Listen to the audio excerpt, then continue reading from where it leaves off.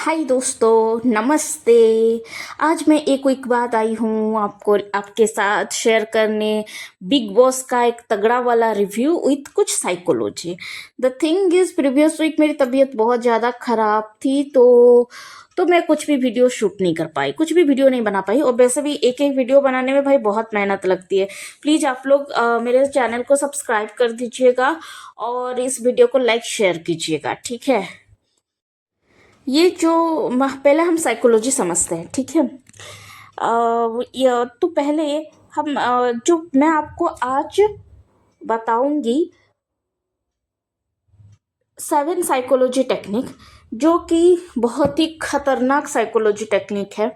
लेकिन आप ये बचने के लिए, अगर कोई आप भी यूटिलाइज कर रहा है तो आप इसको बचने के लिए यूटिलाइज कीजिएगा, ना कि किसी को किसी के ऊपर यूटिलाइज बिल्कुल भी मत कीजिएगा। पहला साइकोलॉजी एक बहुत ही खतरनाक साइकोलॉजी ट्रिक है, वो है लव बोमिंग। तो ये लव बोमिंग होता क्या है? पहली बात, आपको कोई लड़का या लड़की पसंद है। बेसिकली लव बोमिंग कोई पसंद वाले लड़का लड़की से नहीं किया जाता। लव बोमिंग किया जाता है जिसके ऊपर रिवेंज लेना है। आपको आपको कोई लड़का या लड़की पसंद है, या फिर आपको उसको उसका ईगो तोड़ना है, तो आप एक काम कीजिएगा। आप पहले उसको इतना प्यार दिखाइएगा, इतना प्यार दिखाएगा ताकि वो 7वें आसमान पर चढ़ जाए, ठीक है। बहुत केयर, बहुत ही एक्सेस लव, सब कुछ दिखाइएगा।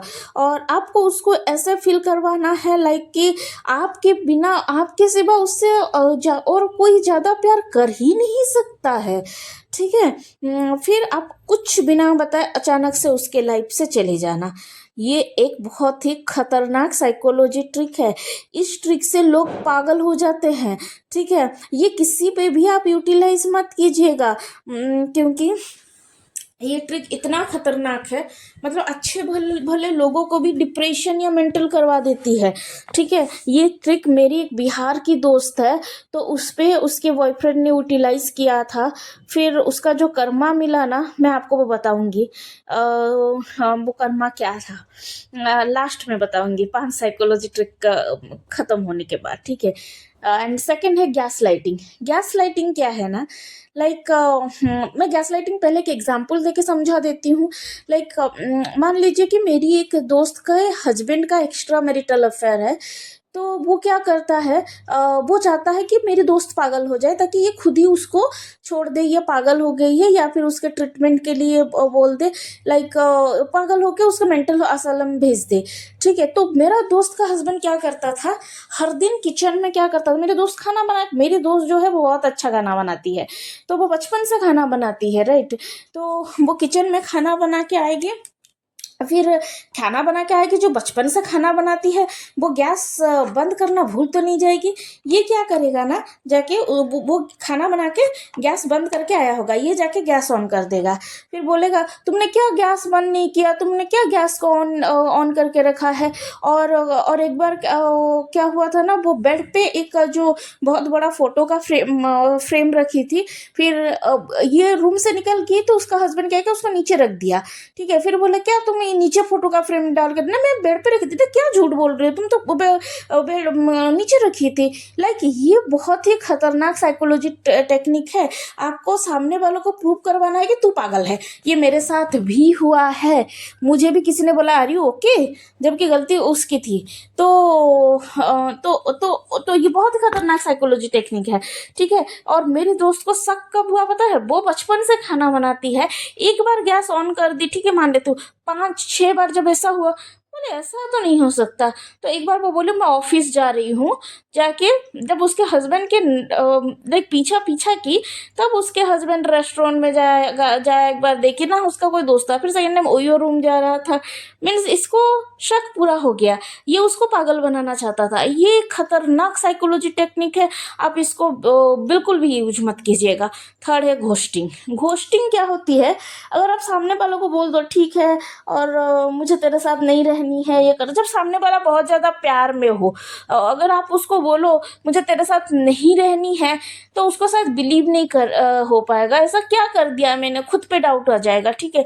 लेकिन अगर आप उसको थोड़ा बदतमीज तरीके से डांट के बोलो, तो वो थोड़ी देर रोएगी, लेकिन फिर वो लाइक आपको और कभी डिस्टर्ब नहीं करेगी और आपको वो उसके रास्ते में रहेगी। ये सही है, ये बिल्कुल सही तरीका है। डांट के बोलना, थोड़ा लाइक बिटर वे में बोलना, ये मीठी छुरी तानिया मित्तल की तरह नहीं बनना चाहिए। लेकिन अगर आप उसको कुछ भी नहीं बोलते हो, कुछ भी अपडेट नहीं देते हो, कुछ भी क्लोजर नहीं देते हो, अचानक से गायब हो जाते हो, वो कॉल कर रहे रिसीव नहीं कर रहे हो, मैसेज कर रही है वो आंसर नहीं दे रही हो, क्या हुआ बोल के वो पागल हो रही है। ठीक है, सब कुछ सही था। इसको बोलते हैं घोस्टिंग। ये भी बहुत खतरनाक साइकोलॉजी ट्रिक है। और जो घोस्टिंग करते हैं लाइक उनको, जो घोस्टिंग और लव बॉम्बिंग जो करते हैं ना, एक सच्ची घटना आपको बताऊंगी, उसको भगवान कभी माफ नहीं करता। फिर फोर्थ क्या है, लाइक नेगेटिव एनफोर्समेंट। ये नेता लोग यूज़ करते हैं। नेता लोग वोट से पहले बोलते हैं हम लोग ये रोड का काम करवा देंगे, हम ब्रिज बनवा देंगे, सब कर देंगे। लेकिन जब इलेक्शन जीत जाते हैं, वो लोग क्या करते हैं, वो लोग बोलते हैं लाइक वो लोग बोलते कुछ नहीं है, वो लोग झगड़ा करवा देते हैं, कभी लैंग्वेज को लेकर, जो आप लोग देख ही रहे होगे। अब देखिए, जब मैंने बीटेक पास आउट हुई थी, उसके बाद से सब चाहते थे बैंगलोर जाना, और बैंगलोर बहुत अच्छा जगह माना जाता था। हैदराबाद में ये तेलुगु लोग थोड़ा लाइक अगर तुम तेलुगु बोलना ही पड़ेगा, ज़बरदस्ती तेलुगु बुलवाते हैं। और फिर ज़बरदस्ती तेलुगु खाना, मुझे तो एक भी तेलुगु, मैं लक्ष्मी का डिसरेस्पेक्ट नहीं कर रही हूँ, मैं खाने का डिसरेस्पेक्ट नहीं कर रही हूँ, ये जो ज़बरदस्ती का जो खिलाते हैं मुझे वो पसंद नहीं है, बस मैं ये बोल रही हूँ। तेलुगु का मुझे बेसिकली नॉर्थ का फूड ही पसंद है। मुझे तो बहुत नहीं पसंद है। आजकल जो कर्नाटक में इतना झगड़ा कर रहे कन्नड़ के लिए, ये पहले नहीं था, ये 1.5 साल से या 1 साल से आ रहा है, 1 या 1.5 साल से, मैक्स मान लो 2 साल से आ रहा है। नहीं, मैं ये 2023 नवंबर या अक्टूबर में सुनी थी, तब से चल रहा है 2 साल। ये एक पॉलिटिकल टेक्निक है। और दूसरा और क्या है, लाइक जो महाराष्ट्र पुणे में चल रहा, मराठी बोलनी ही पड़ेगी। ये मराठी लोग तो सबके नाक में दाम करके रखे हैं, तो लाइक मराठी बोलनी ही पड़ेगी। लाइक जिनको मराठी नहीं आता, लाइक वो जो घर जला देते हैं, मतलब बहुत परेशान करते हैं। और वैसे भी मराठी लोग दिल के तो अच्छे होते हैं, जितना मुझे पता है, जितने मेरे मराठी दोस्त हैं बहुत अच्छे हैं दिल के। पता नहीं किसने मराठियों के नाम पे ये मिथ सेट किया है कंजूस होते हैं। मेरे तो आज तक कोई भी एक भी मराठी दोस्त कंजूस नहीं था। उलट वो लोग अच्छा खाना भी बनाते हैं, और मराठी खाना बहुत ईजी भी होता है, जल्दी जल्दी बन जाता है। तो मराठी लड़का हो या लड़की हो, वो सब अच्छा खाना बनाते हैं, जितना मुझे पता है अच्छा खाना ही बनाते हैं। कंजूस तो मैंने आज तक नहीं देखा, होंगे कंजूस, लेकिन मैंने नहीं देखा है। और सब बोलते हैं बहुत सेल्फिश होते हैं मराठी लोग, सेल्फिश भी मैंने नहीं देखा है। लेकिन हाँ, जो बोलते हैं लड़के लोग बोलते हैं बहुत ही छिपकू होते हैं, गोल्ड डिगर होते हैं मराठी लड़कियां, ये काफ़ी हद तक सही है। लेकिन सब नहीं होती है, जितना मुझे पता है। ये सब क्यों करवा रहे हैं आपको पता है? बहुत लोग इंडिया छोड़ के जा रहे हैं क्योंकि अब मैंने लास्ट में एक यूट्यूब में एक वीडियो देखा था, लाइक मैंने एक आदमी ने 1 करोड़ दे के एक फ्लैट खरीदा था बैंगलोर में, लेकिन उसको मिला क्या, सॉरी 25 करोड़ दे के फ्लैट खरीदा था, तो उसको मिला क्या था, इतना ज़्यादा ट्रैफिक, जो कितना गंदा रोड। तो बैंगलोर तो इतना डेवलप एरिया है ना, सॉफ्टवेयर इंजीनियर्स का पैसा है, तो रोड्स क्यों नहीं बना। और हैदराबाद का रोड देखो, सबसे गंदा रोड है, इससे हमारा उड़ीसा का रोड अच्छा है। सब बोलते हैं Bhubaneswar is a clean city, आप क्यों आ गई? मेरी कुछ मजबूरी है, मैं आ गई। लेकिन ये रोड्स लेकिन ये जो Bhubaneswar is a clean city जो नॉर्थ से आते हैं वो बोलते हैं, ये कुत्ते तेलुगु लोग नहीं बोलते हैं। तो वैसे मैं तेलुगु लोगों को नफरत करती हूँ, जितना मैं बता दूँ, चाहे जिसको जो लगे। मैंने आज तक कोई अच्छा देखा नहीं है, लेकिन मेरे जितने मराठी दोस्त हैं, किसी को मैंने बुरा नहीं देखा है आज तक। लेकिन गोल्ड डिगर तो मेरा एक ही दोस्त थी गोल्ड डिगर, वरना बाकी कोई गोल्ड डिगर भी थी नहीं। पता नहीं क्यों लड़के बोलते हैं मुझे, लेकिन मराठी तो अच्छे ही लगते हैं, कुछ बुरा नहीं लगता। तो ये जो रोड्स का काम है, ये जो रोड्स को ठीक नहीं, तो पॉलिटिशियन क्या करेंगे? पॉलिटिशियन वो जो इतना पैसा आता है बैंगलोर से, जो सबसे रिच स्टेट क्या है, महाराष्ट्र। वैसे मराठी लोग कभी गरीब नहीं होते हैं, मराठियों के पास पैसे बहुत होते हैं, ठीक है। तो ये जो इतना पैसा आता है वो जाता कहाँ है? नेताओं के पॉकेट में। लेकिन वो लोगों को, अगर लोग इसके बारे में कंप्लेन करेंगे तो उनका सीट टगमगा जाएगा। तो वो लोग क्या करते हैं, लोगों को भाषा और जात ये सब में लड़वा लेते हैं। लोग इधर लड़ते रहते हैं और वो लोग आराम से रहते हैं पैसा खा के। अपने बच्चों को पढ़ाने भेज देते हैं फॉरेन, लेकिन इधर कॉलेज में दंगा करवाते हैं। लेकिन उनके बच्चे बाहर से पढ़ के आते हैं, उनके बच्चे इधर एआई स्टार्टअप करते हैं, उनके बच्चे नेता बनते हैं। लेकिन कॉलेज के दंगे में मरता कौन है? साधारण लोग के बच्चे, राइट। तो ये है नेगेटिव एनफोर्समेंट। तो नेगेटिव एनफोर्समेंट रिलेशनशिप में बहुत खतरनाक होता है। लाइक अगर आप अपनी बॉयफ्रेंड या गर्लफ्रेंड को उसकी गलती को बोलो तो वो आपकी गलती बोल के लाइक कुछ अलग मैटर में आपको उलझा देगा, जैसे मैं अभी समझाई ना, तो वैसा ही करेगा। ठीक है। और दूसरा है प्रोजेक्शन टेक्निक। प्रोजेक्शन टेक्निक क्या होता है, जैसे कि मैं बोली थी, एक दोनों बॉयफ्रेंड गर्लफ्रेंड थे। बॉयफ्रेंड का अफेयर चल रहा था ऑफिस के कोई सीनियर एम्प्लॉय के साथ। ठीक है। तो सीनियर एम्प्लॉय उसको प्रमोशन दे रहा है, सब कुछ दे रहा है, भाई वो उसको थोड़ी छोड़ेगा। लेकिन उसके ओन गर्लफ्रेंड को जब ये पता लगा तो ओन गर्लफ्रेंड उसकी एम्प्लॉय को नंबर लेके उसको कॉल करने लगी। ठीक है। कॉल करने लगी और बोली, हम दोनों रिलेशनशिप में थे, मेरी क्या गलती है, तुम दोनों मिलके मुझे क्यों चीट कर रहे हो? तो उसका बॉयफ्रेंड को जब ये बात पता चली, वो अपनी गलती मानने के अलावा उसके गर्लफ्रेंड को ब्लेम कर रहा है। तूने क्यों बोली, तूने क्यों बात की, मेरा रिलेशन खराब हो जाएगा, ये हो जाएगा।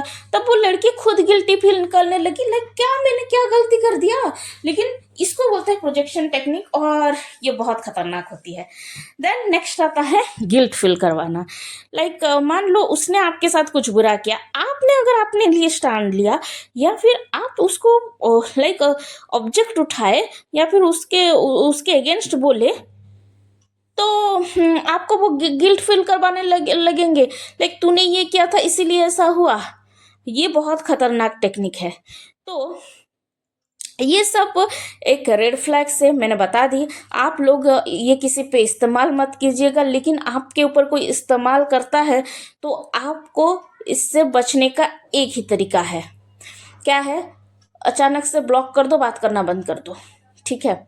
ये सबसे अच्छा तरीका है, ब्लॉक कर दो, बात करना बंद कर दो। क्योंकि ऐसे रेड फ्लैग वाले लड़के लड़कियां, ये ज़्यादातर लड़के करते हैं। ठीक है। क्योंकि मुझे मैं जब पुलिस थाने एक बार गई थी मेरे दोस्त के साथ, मुझे वहाँ की एसीपी ने बोला था, बेटा मैं तुम्हारे पापा जैसा हूँ और कभी भी किसी लड़के पे बिलीव मत करना, क्योंकि लड़के होते हैं कुत्ते। आप उनको घर में चिकन खिलवाओ, मटन खिलवाओ या फिर जितना भी बिस्किट खिलवाओ, सामने वाला अगर बिस्किट दे देगा तो भी चले जाएंगे। कभी किसी मर्द पे बिलीव मत करना, क्योंकि लड़के कुत्ते होते हैं और ये बात सच है। लड़कों का 10 जगह मुंह मारने की आदत होती है। तो अगर आप लोगों को इनमें से कोई भी साइकोलॉजी टेक्निक अगर आपको पता एक भी बार रेड फ्लैग मिला ना, इसको सहन मत कीजिएगा। आप तभी सहन कीजिएगा जब आपके पास साइकोलॉजी का नॉलेज है। अगर आप उसको सबक सिखाना चाहते हो, सबक सिखाना है तो बहुत स्ट्रांग होना पड़ेगा। एक मोमेंट में बहुत स्ट्रांग भी शायद अगर उसको फर्क ना पड़े तो आप चुप हो जाना, और कर्मों का फल तो भगवान देता ही है। या फिर आपको अपॉर्चुनिटी देगा 3 साल या 5 साल बाद कहीं से भी आपको उसका अगर कुछ भी मिल जाए तो आप उसको रिवेंज ले सकते हो। लेकिन जितना मेरा मानना है, आपके रिवेंज से ऊपर वाला का लाठी बहुत तगड़ा प्रहार करता है। तो आप रिवेंज मत लीजिएगा, ऊपर वाला जरूर पनिशमेंट देगा, और कैसे देता है मैं आपको आगे बताऊंगी। देखिए, फिर क्या होता है, आइकिया इफेक्ट होता है। आइकिया इफेक्ट क्या होता है, लाइक आपका गर्लफ्रेंड अगर या फिर बॉयफ्रेंड अगर बहुत ज़्यादा केयर कर रहा है ना आपकी, आप उसको ये दिखाओ लाइक आप उसको बिल्कुल भी केयर नहीं करते हो, तो वो आपके पीछे पागल होकर घूमेगी। इसको बोलते हैं आइकिया इफेक्ट। ठीक है। और नेक्स्ट लास्ट होता है नो इफेक्ट। आप अगर लाइक मान लो कि कुछ काम है तो नो बोलते, हर चीज़ में ना बोलना, ताकि ये उसके वैल्यू को बढ़ाएगा, अपना जो डोमिनेटिंग पावर जताने के लिए। ये बोलते हैं नो इफेक्ट। हर बार को नो बोलते हैं। लेकिन देखिए ये जब जब आपको पता लग जाए आइकिया इफेक्ट और नो इफेक्ट एक बंदा रिलेशन की स्टार्टिंग में ही करता है, कर रहा है, तो आगे जाके ये सारा साइकोलॉजी टेक्निक वो आप पे यूज़ कर सकता है, गलती आपकी ना हो तो। लेकिन आप तभी से इसको कट कर दीजिएगा अगर आपको ये इफेक्ट दिख दिख जाए तो, ठीक है। तो अब चलिए बोलते हैं, जैसे मैं बोली लाइक भगवान कर्मों का फल जरूर देता है, लेकिन वो कर्मों का फल देता कैसे है, मैं एक सच्ची घटना आपको बता रही हूँ, ठीक है। सच्ची घटना क्या है, हम लोग जब कॉलेज में थे, लाइक मैं बीटेक कर रही थी, तो मेरी एक बिहारी फ्रेंड थी, उसका नाम नहीं बताऊंगी मैं तो उसका पहले बिहार का ही एक गर्लफ्रेंड, सॉरी गर्लफ्रेंड नहीं, वो लड़की ही थी, बिहार का एक बॉयफ्रेंड था, ठीक है। तो वो लाइक बड़ा हैंडसम दिखता था, लेकिन हैंडसम नहीं, वो लड़की भी सुंदर ही थी, लेकिन लड़की का हाइट मुझसे भी कम था, मेरी हाइट तो कम है, उसकी हाइट और भी कम है। तो वो बड़ा हैंडसम था, तो लाइक तो हम लोग तभी शायद थर्ड ईयर पे थे, हाँ थर्ड ईयर पे थे। तो क्या हुआ, लाइक हाँ, वो लड़का क्या क्या उसको इतना केयर करता था, इतना प्यार करता था, लाइक और तभी वो उसके घर के पास ही रहता था। तो नया नया रिलेशन बना था, शायद 6 महीने, 6 महीने वो जब जब गई थी, जो हमारा समर वैकेशन होता है ना कॉलेज में, तब वो कमिटेड होके आई थी, ठीक है। तो ऐसा 6 महीना हुआ था। तो अचानक से क्या हुआ ना, इतना केयर, हम लोग बोलते वाह कितना अच्छा बॉयफ्रेंड है तेरा, और उसका बॉयफ्रेंड का नाम, मैं उसकी लड़की का नाम नहीं बताऊंगी, ठीक है। बॉयफ्रेंड का नाम था स्वाधीन, ठीक है। तो स्वाधीन जो था, स्वाधीन मीन्स बोलते हैं इंडिपेंडेंस, ठीक है।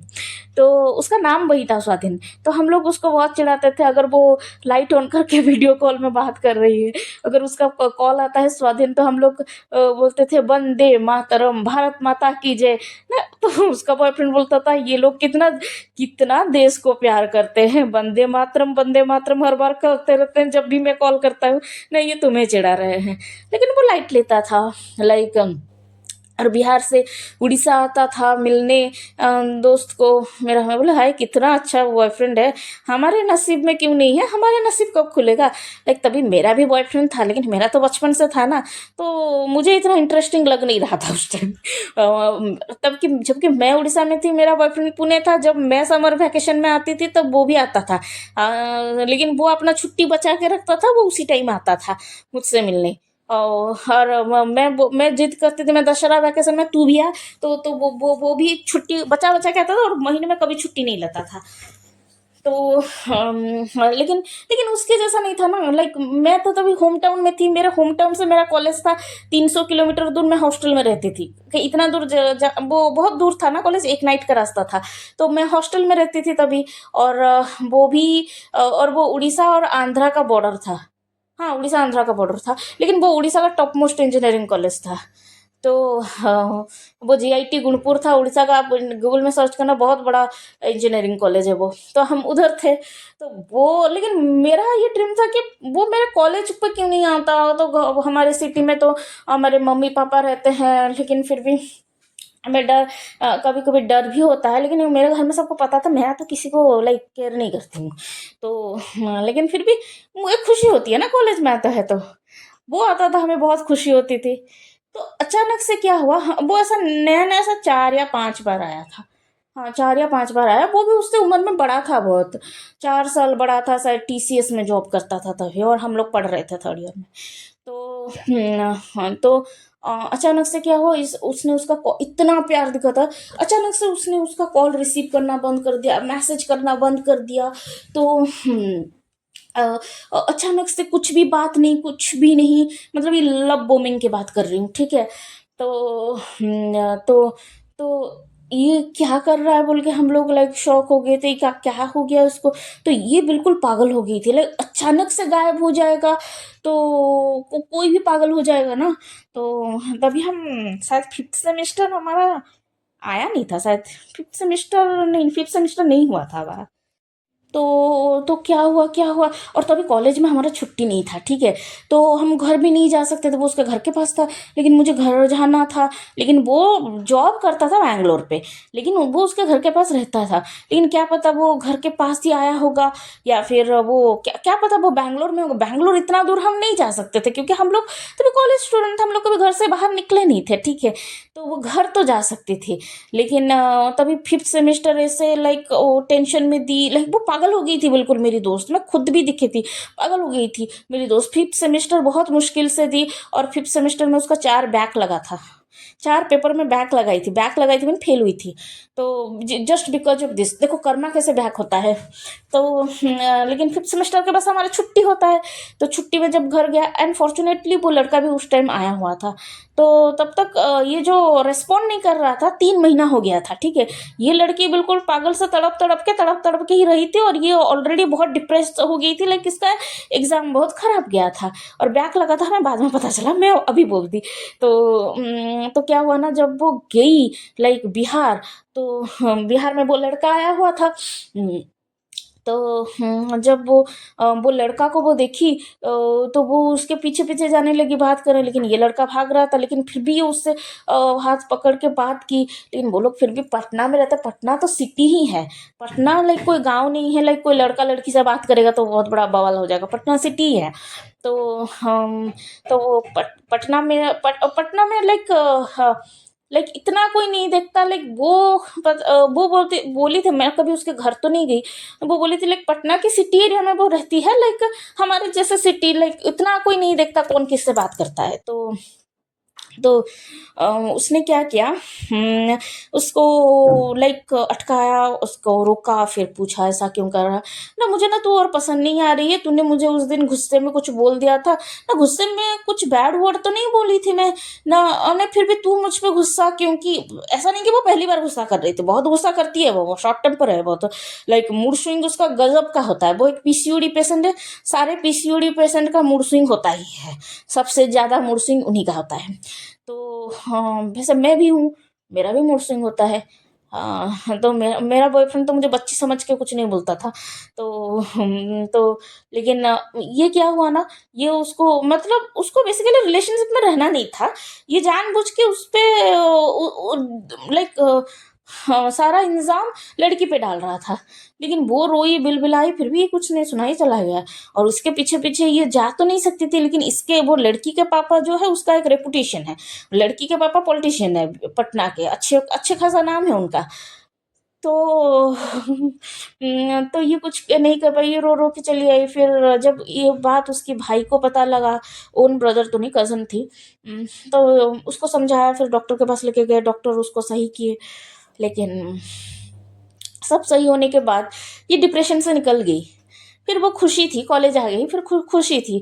फिर जब फिफ्थ सेमेस्टर का रिजल्ट निकला, उसको 4 पेपर में बैक था। तो ये और डिप्रेस हो गई।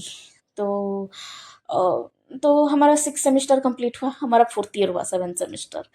तो 4th ईयर में जब हम फर्स्ट ईयर को वेलकम की कर रहे थे, तो फर्स्ट ईयर का वेलकम पार्टी आ रहा था। तो हमारा तभी एक शेखर नाम का लड़का था, तो सॉरी मैंने नाम बता दिया। तो वो लड़का को हम वेलकम कर रहे थे, वो लड़का ने इसको प्रपोज किया था।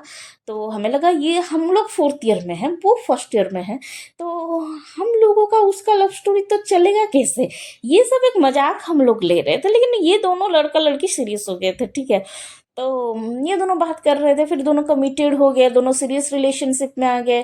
फिर फिर नहीं, पहले 4th ईयर में मिलने से पहले ये लोग कुछ तभी डेटिंग ऐप पे गए थे, डेटिंग ऐप, हाँ डेटिंग ऐप पे थे। डेटिंग ऐप से इन दोनों एक दूसरे को जानते थे। पता लगा फिर कॉलेज में है, कॉलेज में जब है तो कॉलेज में मिले थे, कॉलेज में मिले, फिर दोनों का लव स्टोरी चलने लगा। हमें नहीं लगा था चलेगा बोल के। फिर हम लोग 4th ईयर में पास आउट हो गए। वो लड़के को बहुत चिल्लाता था, तेरी गर्लफ्रेंड तो पास आउट हो गई, तेरी गर्लफ्रेंड 4th ईयर की थी।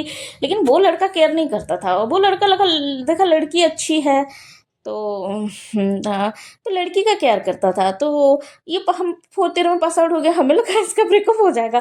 फिर वो लड़की पास आउट होकर हैदराबाद आ गई थी, हैदराबाद में जॉब कर रही थी, लेकिन वो लड़का 3 साल बाद तो पास आउट हो गया, क्योंकि वो फर्स्ट ईयर में था ना। तो लेकिन लड़की और किसी को नहीं दिखती थी, 3 साल तक अकेली थी हैदराबाद में। फिर 3 साल के बाद जब वो लड़का आया, फिर दोनों लिविंग में रहने लगे, और लड़का बहुत ज़्यादा टैलेंटेड था। लाइक 2 साल में इतना ग्रो हुआ वो, इतना ग्रो हुआ वो। आज उसका लाइक पैकेज बहुत अच्छा है। तो अब वो लड़की को पढ़ा देता था, इतना ग्रो हुआ। तो तो वो तो उनका लव स्टोरी अच्छा चला, दोनों लिविंग में रहते थे, फिर दोनों शादी कर लिए। फिर अभी दोनों खुश हैं। फिर अभी मेरी जो प्रॉब्लम हुई थी, मेरी दोस्त मुझे कॉल की थी। तो वो मुझे बोल रही थी कि सुन, और मेरे को जो पहले वाला लड़का था जो टीसीएस में जॉब कर रहा था, जिसने उसके साथ लव बोमिंग किया था, लाइक अचानक से गायब हो गया था, वो उसको लाइक इंस्टाग्राम में देखा, इंस्टाग्राम में फॉलो रिक्वेस्ट भेजा, तो मैंने एक्सेप्ट कर लिया। मैं बोली तू क्यों एक्सेप्ट कर रही थी? ना कर ली, ऐसा कि क्यों ग्रजेस रखना, बोल के एक्सेप्ट कर ली। तो एक्सेप्ट करने के बाद ये दोनों बात कर रहे थे। फिर उसने बोला कि मैं तुझे कॉल करूंगा, नंबर दे। तो ये बोला मैं तो मैरिड हूँ। फिर ये उसके हस्बैंड को बोला, ये बात ऐसा ऐसा था, मेरे साथ ऐसा ऐसा होता है, नंबर मांग रहा है। तो उसका हस्बैंड बोला ठीक है, दे दे ना, मैं तेरे पास हूँ ना आप भी बात करोगे ना हाँ ठीक है, अब मैं भी बात करूंगा, क्या है, या फिर मैं सुनूंगा ना, आप इधर हो, मैं नंबर दे रही हूँ ना, हाँ ठीक है दे दे। तो उसके हस्बैंड को पता था, जो 3 साल छोटा था उसी से शादी हुई है उसकी। तो हाँ, लेकिन ये लड़की बहुत बड़ी है उससे, 3 साल सिर्फ नाम का छोटा है, असल में वो 1 साल शायद ड्रॉप की थी, टोटल 4 साल बड़ी है वो लड़का से लड़की। तो तो ये क्या नंबर दे दिया, तो उसको बात किया ना, तू शादी कर ली? तो ये बोला हाँ मैं तो शादी कर ली, और ना ऐसा ही मेरा लव मैरिज हुआ था ना। तू शादी कर लिया होगा, तेरा तो बच्चे भी होंगे, कितने बच्चे हैं तेरे? तो ये बोला नहीं, बेसिकली मेरे बच्चे हैं नहीं, और कभी हो भी नहीं सकते, मैंने तुझसे माफ़ी मांगने के लिए कॉल किया था। तो और तो ये बोली लड़की, हाँ मैंने तुझे नंबर दिया था, मेरे हस्बैंड भी साइड में बैठे हैं। तो वो बोला हाँ ठीक है, मैंने तो तुझसे माफ़ी मांगने के लिए कॉल किया था। मैंने तेरे साथ जो भी किया बहुत गलत किया, तेरा बहुत मेंटल हुआ, तो हाँ मुझे माफ़ कर दे। तो उसका हस्बैंड बोल रहा है, तो उसका हस्बैंड क्या बोल रहा है, लाइक हाँ ये सब उस टाइम हुआ था, तब हम लोग छोटे थे, अभी इतना ग्रजेस रखेंगे तो लाइफ में रह नहीं पाएंगे। ये तो तुझसे तुझे कब का माफ़ कर दी? तो ना ना मैं उससे पूछ रहा हूँ, वो ना उसने माफ़ कर दी ना? तो लड़की बोली हाँ माफ़ कर दिया मैंने। और तू क्यों ऐसा बोला, बच्चा नहीं कर सकता, कर ले शादी, या शादी कर लिया है ना? शादी में कर ही नहीं सकता ना, क्यों नहीं कर सकता ना, मेरे को एंजियोस्पर्मिया है। मैं बोली, मैं तब जब मेरी दोस्त मुझे बोल रही थी ये बात, मैं बोली तू बहनचोद, तू एक नंबर की जल कुकड़ी है, तू मुझे झूठ बोल रही है। एंजियोस्पर्मिया क्या होता है बे साली, मुझे वो बैठ के मेरे सामने फेंका फेंक कर रही है। नहीं नहीं नहीं, मैं कुछ फेंका फेंक नहीं कर रही हूँ साली। तो वो मुझे बोला लाइक एंजियोस्पर्मिया में जो लड़कों का एक कंडीशन होता है, इनफर्टाइल हो जाता है उनका, लाइक उनका स्पर्म जनरेट नहीं होता, ये क्या है, क्या कुछ सेक्सुअल डिजीज है, इनफर्टाइल में देखी थी इंटरनेट में, क्या एक डिजीज है, लेकिन फर्टिलिटी होता है। तो उसको वो डिजीज आ गया, तो वो शादी नहीं किया, और बच्चे तो होंगे नहीं। तो वो बोला हाँ मुझे, मैं इसीलिए तो ना हो, तुझे तेरे कर्मों का फल मिला, तुझे भगवान ने जब दंड दिया तो मुझे माफी मांगने आ गया, तब मेरी हालत क्या हुई थी। तो उसका हस्बैंड बोला छोड़ ये सब बात मत बोल, अभी मेरी वो दोस्त ऑलरेडी 2 बार उसका मिसकैरेज हो चुका था, अभी थर्ड टाइम प्रेग्नेंट है वो, तो तू प्रेग्नेंट है, ये सब मत बोल, ये सब छोड़। तो वो नहीं बोली ठीक है माफ कर दिया, बोल के माफ कर दिया। तो वो माफ कर दी, उसका हस्बैंड तो ऑफिस चला गया फिर उसके नेक्स्ट डे। तो ये तो घर में रहती है, घर में रह के उल्टी सीधी बकचोदी करती है, प्रेग्नेंट है, बिग बॉस देख रही है, झगड़ों का शो। और लेकिन मैं तो बिग बॉस हर साल फॉलो करती हूँ, वो और मैं बैठ जाते हैं बिग बॉस को, ऐसे देखते हैं जैसे कोई अनोखा देख रहे हैं। तो वो तो ऐसे ही फॉलो कर रही थी। तो प्रेग्नेंट है, उसका हस्बैंड बोलता है प्रेग्नेंट है ये सब मत देख, लेकिन वो जानबूझ के देखेगी। तो वही मुझे कॉल की थी कल, तो वही मुझे बोली, देख कर्मों का फल ऐसा मिलता है। तो ये जो मैं साइकोलॉजी ट्रिक बताई ये मुझे पहले से पता था, मैं एमबीए में पढ़ी थी, लेकिन मैंने कभी किसी पे अप्लीकेबल ये किया नहीं है और करना भी नहीं चाहती हूँ, क्योंकि ये बहुत खतरनाक ट्रिक है। हमें खुश रहना है, लेकिन अगर हमें कोई टॉर्चर कर रहा है उसको भी नहीं छोड़ना है, उसको भी जन्नत दिखा देना है, ठीक है, उसको भी नहीं छोड़ना है, लेकिन ये ट्रिक से बचना है, लेकिन यूटिलाइज नहीं करना है। ये मेरा बेसिकली बोलना था। और ये स्टोरी मैं आप लोगों को इसीलिए बता रही थी ताकि आप लोग भी ये किसी पे अप्लाई मत कीजिएगा, क्योंकि कर्मों का फल देखा कितना घटिया मिलता है। वो डिजीज का नाम मैंने नहीं सुना था, मैंने ये डिजीज प्रोनाउंस भी नहीं कर पाई, वो आजोस्पर्मिया, एजोस्पर्मिया, जोस्पोमिया, जूस्पोमिया, पता नहीं क्या एक डिजीज है, वो वही डिजीज जो इनफर्टाइल हो जाते हैं, वही डिजीज। तो कभी भी लाइक भगवान ना ऐसे ही दंड देता है जो लड़के लड़कियों के साथ चीटिंग करते हैं। भगवान ना दो चीज को कभी नहीं सहते, पहला चीटिंग, दूसरा है अहंकार। तो ये दोनों ईगो को नहीं सहते, तो इससे दूर रहो बस, और खुशी रहो। जो आपके साथ कुछ गलत किया है, मैं भी पहले बहुत ग्रजेस में होती थी, बहुत गुस्से में होती थी, लेकिन क्या है ना, मुझे एक संत पुरुष ने समझाया कर्मों का फल सबको मिलता है, तो तेरे साथ किसी ने बुरा किया उसको माफ कर दे, यूनिवर्स उसको दंड देगा। तो मैंने भी सबको माफ करने के बाद मैं भी खुश हूँ, और मैं बहुत खुश हूँ, और मैं बहुत लाइक रिलैक्स फील करती हूँ। तो आप लोग भी वैसे कीजिएगा, और ये याद रखिएगा कर्मों का फल सबको मिलता है, लेकिन हमें ये साइकोलॉजी पता होना चाहिए ताकि हम वो मेरी जो दोस्त वो फेज में गई थी ना, वो फेज में ना जाए, उससे पहले ही हम कटअप कर दे। तो लेकिन जिसने ये किया है उसको दंड तो मिलेगा, लेकिन हम भी तो सफर करेंगे ना, क्यों सफर करना वो। तो इसीलिए, और जिसने जो बुरा किया है, एक बात हमेशा मैं ना बहुत दिन तक एक्सेप्ट नहीं कर पाती हूँ, एक्सेप्ट तो कब का कर लेती हूँ, और मेंटली डिटैच भी हो जाती हूँ, मैं ऊपर दिखाती हूँ मैं करती हूँ, लेकिन मेरा भी मीन राशि है, मेरा भी डुअल फेस नेचर है। तो मैं स्टार्टिंग बहुत केयर करती हूँ, सब कुछ करती हूँ, लेकिन अगर सामने वाला वो नहीं समझा, मैं मेंटली डिटैच हो जाती हूँ, लेकिन ऊपर केयर दिखाती हूँ। और वो होना भी चाहिए, वो लड़कियों को, सारी लड़कियों को ऐसा होना चाहिए ताकि कुत्ते लड़के लोग उसका फायदा ना उठाए। तो तो आप सबको माफ कर दो, खुश रहो, और कर्मों का फल आज नहीं तो कल सबको मिलता है, ठीक है। तो चलिए मिलते हैं। ये साइकोलॉजी का वीडियो हो गया, आज मैं 2 वीडियो अपलोड करूंगी, और एक बिग बॉस के रिव्यू पे। ये तानिया मित्तल, गटर छाप तानिया मित्तल है वो, ठीक है। ये जो तानिया मित्तल का क्या क्या चल रहा है उसमें वीडियो अपलोड करूंगी, ठीक है। तो तब तक के लिए बहुत मेहनत लगती है एक वीडियो बनाने में। प्लीज़ मेरे चैनल को सब्सक्राइब कीजिएगा, मेरे वीडियो को लाइक कीजिएगा, शेयर कीजिएगा। Thank you, bye.